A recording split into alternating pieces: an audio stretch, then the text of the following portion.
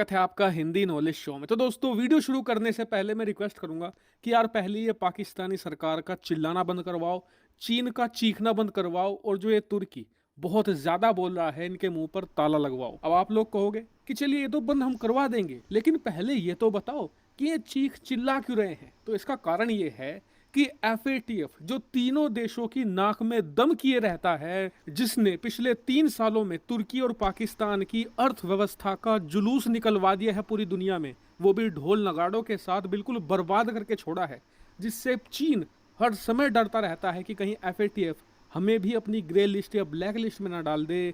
उसी एफएटीएफ का प्रेसिडेंट यानी अध्यक्ष अब एक भारतीय मूल का व्यक्ति बनने जा रहा है। जी हाँ, अब से कुछ ही देर पहले एफएटीएफ ने खुद ये बात रिवील करी है कि टी राजा कुमार वो अब एफएटीएफ के नए प्रेसिडेंट बन चुके हैं और 2 सालों तक उनका कार्यकाल होगा, यानी कि 2024 के अंत तक। वहीं बात करें टी राजा कुमार जी की, तो वैसे तो ये भारतीय मूल के हैं, लेकिन ये सिंगापुर में रहते हैं और सिंगापुर की सरकार में, वहाँ के पुलिस डिपार्टमेंट में ये बहुत ही हाईएस्ट पोजीशन पर रह चुके हैं।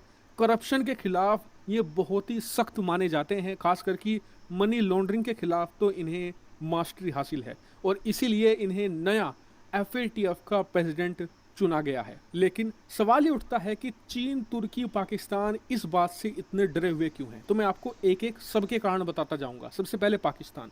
पाकिस्तान इसलिए डरा हुआ है क्योंकि वो लगभग एफएटीएफ की ग्रे लिस्ट से बाहर निकलने ही वाला है। अक्टूबर में एफएटीएफ की एक टीम जाएगी पाकिस्तान, जो एक ऑन साइट विजिट करेगी, जिसके बाद ऑफिशियल तौर पर पाकिस्तान ग्रे लिस्ट से बाहर आ जाएगा। उसके बाद पाकिस्तान को अच्छा खासा इन्वेस्टमेंट दुनिया भर से मिल सकता है। इसके अलावा कर्ज मिल सकता है, वो भी बहुत ही कम ब्याज दरों पर। ऐसे में पाकिस्तान को अक्टूबर के बाद बहुत ज़्यादा फायदा होने जा रहा था, लेकिन ऐन वक्त पर एक भारतीय मूल का व्यक्ति एफएटीएफ का प्रेसिडेंट बनने जा रहा है। और सिंगापुर पाकिस्तान के रिलेशन वैसे भी उतने अच्छे नहीं है जितने भारत सिंगापुर के हैं। इसी बात से पाकिस्तान डरा हुआ है कि कहीं ऐन वक्त पर ये जो मूव चला गया है ये खेल ना कर दे और पाकिस्तान एफएटीएफ के ग्रे लिस्ट में बना रहे। बात करें तुर्की की, तो तुर्की इसलिए ज़्यादा डरा हुआ है क्योंकि अब से कुछ ही महीने पहले अप्रैल में तुर्की भी एफएटीएफ की ग्रे लिस्ट में जा चुका है।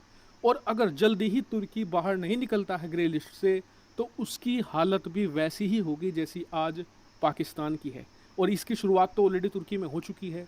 इनकी जो करेंसी है तुर्किश लीरा, वो 100% तक डिक्लाइन कर चुकी है। ऐसे में तुर्की को जल्द से जल्द एफएटीएफ की ग्रे लिस्ट से बाहर निकलना है। और तुर्की सोच ही रहा था कि आने वाले 3-4 महीनों में जब एफएटीएफ की दूसरी मीटिंग होगी तो उसमें वो इस मुद्दे को उठाएगा और ग्रे लिस्ट से बाहर निकलने का प्रोसेस शुरू कर देगा। उसके बाद 1 साल के अंदर एफएटीएफ की लिस्ट से तुर्की बाहर आ जाएगा।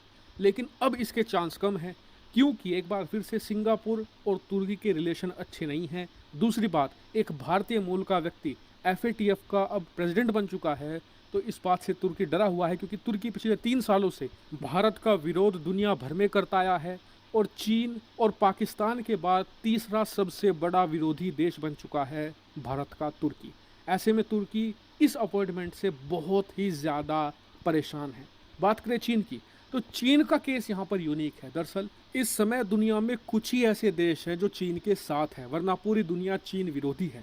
लेकिन मुसीबत ये है कि चीन के साथ जो देश हैं वो फाइनेंशियली और सैन्य तौर पर दोनों तरीके से बहुत कमज़ोर है। ऐसे में उन्हें चीन का साथ मिले इससे कुछ खास फर्क नहीं पड़ता। और पिछले कुछ सालों में ये पैटर्न देखा गया है कि जो भी देश चीन के ज़्यादा करीब जाता है वो एफएटीएफ की ग्रे लिस्ट में ऑटोमेटिकली आ जाता है। और चीन पिछले कई सालों से कोशिश ये कर रहा है कि अपने करीबी सभी देशों को एफएटीएफ की लिस्ट से बाहर निकलवाए।